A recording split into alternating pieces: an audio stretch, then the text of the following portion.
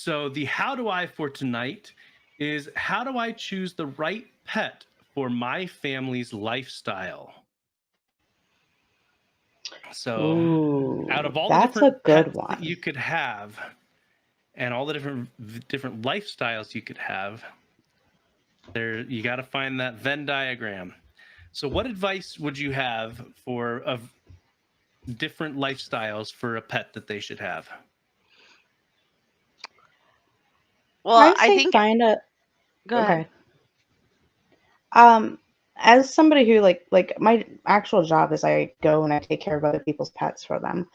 Um, One of the things that I find with a lot of them is they didn't realize how active like their dogs were or how isolating their cats were. They didn't really Mhm. understand the personality and the common characteristics of their animals. So when you're going to get a pet, whatever kind of pet it is, think about your lifestyle and what you're willing to sacrifice and change for the needs of that animal. So be it like a dog. A lot of a lot of people are liking the doodles right now. Well, doodles are high energy. Mhm. They are a mix of a poodle. Poodles are high energy dogs. They can also used to be trained for guard work, so they are very Mhm. like active animals and they need constant stimulation. They're very smart. So if you're not keeping that dog stimulated or exercised, that's when it's going to start tearing Mhm. up your furniture. That's when it's going to start getting into things. So keeping in mind, like, are you going to be able to give it the amount of exercise it needs? Are you able to give it the toys and other like things to keep it stimulated? If you can't, Mhm. find a less needy breed or a different Mhm. type of animal. Now, what's the other You half know, of a the cat might, doodle? yeah. What's the other half of the doodle? You Is know, poodle and a dachshund, it or it depends. It depends. There's golden doodles, there's labradoodles, there's um, Bernese Mountain Dog poodle mixes. There people are just kind of okay, mixing poodles with just a poodle lot of different mixes? breeds. Okay, Yeah, doodle Mhm. mixes as a whole are Mhm. popular right now. So yeah, it's just kind okay. of Yeah. being wise of like Mhm. stereotypically, what does this animal need? And do I have the lifestyle that fits this animal's needs? Yeah. Yes.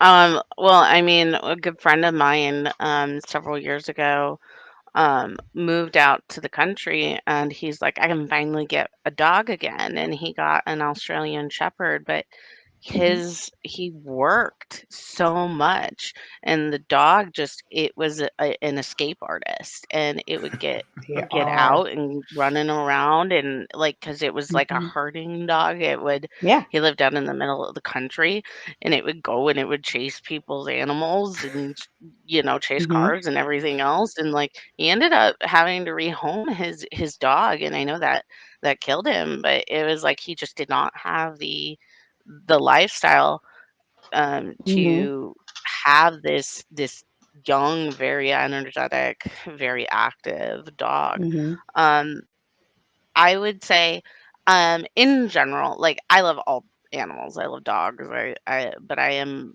primarily a cat person. I own 3 cats. Um, but when I was a kid, um, it was the the animals that I had. We had 2 cats when I was real young, but I would always get the little animals, whether that be guinea pigs or rabbits.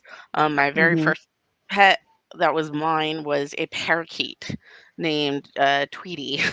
um, and the thing I Very would fitting. say about yes, um, uh, thing I would say is those seem really appealing to a lot of uh, people and parents and families because they're small and they can put them in the cage and stuff like that. But those animals, they need just as much stimulation and just as much Hmm. work as as other types of animals. And the other thing is those animals, if they get sick, if they get hurt, they're going to actually cost you more to take care of because they're Yeah. considered exotic pets. Um, so, like, not every vet will take care of a guinea pig or a bunny. Hmm. Birds, you have to either give them room to fly and explore and take them out of the cage and stuff like that. And if you don't want them to fly, you have to go and you have to professionally get their wings trimmed so that they can't fly. And that's a whole nother like discussion on whether or not you should even do that. An And ethical Yeah. discussion. and sure, something like a turtle, it seems harmless, but that turtle can, live for well over a decade. A tortoise, Yeah.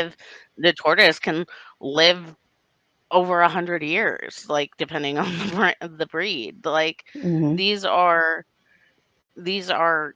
long-term commitments, even if they're small. So if it's something that you don't think I can reasonably take care of them, um, and it is, especially if parents, it is you taking care of them. Yeah, you can say, My kid, you got to take care of them, yada yada yada," but it is a child, so ultimately you're responsible for them. If you don't think you can commit to that, maybe it's time to look at a fish. you Yeah. know Yeah. But Yeah. even with fish, you have routine maintenance to the tank. You Mhm. have to like make sure like everything is perfect with that as well. So it's not like Exactly. a leave it and go. It very much is a Mm-mm. there's responsibilities to it. Right, Yeah. So no I matter what think kind of the animal. underlying theme for both of you, the advice is make sure that you go in with knowledge. That should be the first Hmm. thing you do before you ever buy a pet is Oh you yeah. should understand what it's going to take to care for that pet and to Mhm. do your due diligence and do your research to determine if you want to accept that responsibility and if your living environment is conducive to accepting that responsibility. Um, Exactly. Very much uh, so. yeah, because if you're gonna have if you have an apartment, obviously you're not gonna be getting a huge a Labrador or a Greyhound or something that is just gonna be cooped Mhm. up the entire time. I don't Uh, know, there's a Actually, Great greyhounds would be Pyrenees. great for an apartment. really? Yeah, they're the laziest dogs you will ever meet. You think that like oh, but they're fast and like all they want to do is lay down. They just want to lounge. So they're actually great apartment dogs. There's a Great Okay. Pyrenees that lives a few doors down. I live in an apartment, and I think, poor dog, you're so big, and that apartment's not very big, but Luna seems perfectly happy. So, It is very dependent on the dog. Mhm. One thing that I have recommended some people to do, like some of my friends, go find a local shelter or even a rescue and talk with them about the different breeds and work with like the dogs and actually get to experience, or even Mhm. cats for that matter, but experience the animal. Get to Mhm. learn like, okay, here's like how these animals work. This is how they think. This is how they work. And you can even hear from the people who work with them day to day tell you Mhm. like, oh yeah, like okay, that's a German Shepherd. They have to go on walks because otherwise they get hip dysplasia. Mhm. Like this is a dog that has to do certain things. And so then Mhm. you're like, oh, okay. And you get used to what the standard of care should be. And you can Mhm. experience it without purchasing an animal and not giving it the best life possible. Oh, Yeah, and that's very wise there. My kids were wanting a dog or a cat for a long while, and so what we did, because we weren't financially in a spot to do that, but we Mhm. also Hmm. wanted our kids to understand the responsibility, and Mhm. so my wife started taking my boys during the day to an animal shelter here and volunteering, and so they Yeah. were helping out, taking care of the animals, and ultimately they ended up deciding that they did not want that responsibility. So even if Mhm. we got to the point where we could financially sustain having a pet, because it is a financial burden, It um, Mhm. is. that they ultimately were like, nah, No, no thanks. thanks. Yeah. Yeah. So Well, and that's the thing. Like one thing people I hate about the reputation of cats is people are like, oh, well, they're independent and they don't need you and they don't Mm, care about you and they're apathetic, and that's absolutely not true. no, Um, they you need just as know, much love. they need just as much love, just as much human time. I mean, depending on the cat, some of them like they get depressed if they don't have people around them. And Yeah. the other thing is like, especially if you have a single cat, which I've had just one cat before. But if you're going to be gone a lot, that's not a good idea because they need No. companionship. And Hmm. so it's always better to have two if you're not going to be home a lot. So, Yeah. Most animals, it's if you know that you're not going to be there consistently for long hmm stretches of time, it is better to have a second animal. hmm yep. Yeah. Oh man. I had a ton of animals growing up, but yeah, you also I guess that even brings in another discussion topic of how to safely introduce your current animal to a new animal. Because Slowly. that yeah, slowly, yeah. it depends on the animal too. I mean, Yeah. in you, especially like in my situation, my two cats, one had actually gone to live with my grandma for quite a while, several months. And in the meantime, I had gotten Miko, who is my little orange goblin, which I'm sure he'll make an appearance at some point, because he normally does. But I had gotten him, and he was a feral kitten rescue, and so I had gotten him, and he was only like 5 weeks old. Um, but I had also raised Merlin from a very young age, and I had taken Merlin back, and it was a very hard adjustment for them because they were both used to my undivided attention and they didn't know each other. And, Hmm.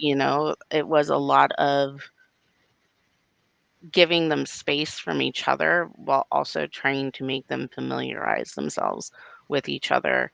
Um, bringing out blankets that they had in their individual rooms so that they could get used to each other's smells, because that is one thing about cats. They recognize each other not from looks, but from smell. Um, and so if you Hmm. can familiarize them with the smell, um, that's important. Knowing whether or not, if you're gonna bring a cat into a dog house, I'm sure knowing whether or not that dog is gonna react well to a cat would be important. I'm Yeah. sure Shannon could say more Oh about yeah. that one. But Yeah. It's all about taking it slow and letting both of them adjust at the same time. And mhm, sometimes it's being, okay, like you got a cat, cool, your cat stays in the bedroom for the next like couple of weeks and the dog can smell the mhm, cat through the door. Then you mhm, just have a gate between that room and so then they can see each other and sniff each other. And then, just mhm, slow introductions, having only supervised visitation to, mhm, okay, they're fine, they can be alone together. But it's also knowing whether or not your animal was brought up around cats. Like there are some mhm, dogs, they're great with cats. Why? Because ever since they were a puppy, they've been exposed to them, and so mhm, a new cat is not a big deal to them. But there's mhm, other animals that have never experienced a cat and are like, what is this? Why did you bring it into my house? And you know you love me more. mhm. So, Well, and I think also, animals pick up on your body language and your feelings, and mhm, if you're scared about an interaction, like my dog is gonna attack this cat, and so like you're mhm, super stressed, your dog is yeah, gonna pick up on that, and it's only gonna make it more mhm, jumpy and excitable and stuff like that. at least in my Yep. experience, that's what happens versus if you're calm, cool, and collected, your animal is more Hmm. likely to be that way. Oh yeah, very So, much. Animals pick up on vibes. do you have any recommendations for a pet for someone who wants to be a pet owner but wants a low maintenance pet? Fish. Fish. Fish. I mean, it's not no maintenance. It is very maintenance. But like the maintenance that it is very specific and very calculated maintenance. So just understanding like, okay, cleaning the tank and making sure the pH levels are right and Mhm. making sure that its home is safe for it. That is kind of important and you need to pay attention to those details. But you could go on vacation for a week and your fish will be fine. Like Mhm. for the most part. Yeah. Fish, especially if you're gonna first time fish owner, I would say like freshwater fish, don't get a salt tank because No. that is a whole nother you Hmm. it's a whole nother thing to try to Yeah. maintain a saltwater tank. But getting a regular goldfish, don't put it in one of those tiny little tank Yeah. things that you see, but it will be happy most places. So, Yeah. Yep. All and right. it's not going to be super expensive either. Yeah. Yeah. That means it won't Yep. be very expensive to replace when it inevitably dies because you didn't take care of it. I mean, what? What do you mean? Spot has always had that spot on his fin. What are you talking about? Murder what Like, murder?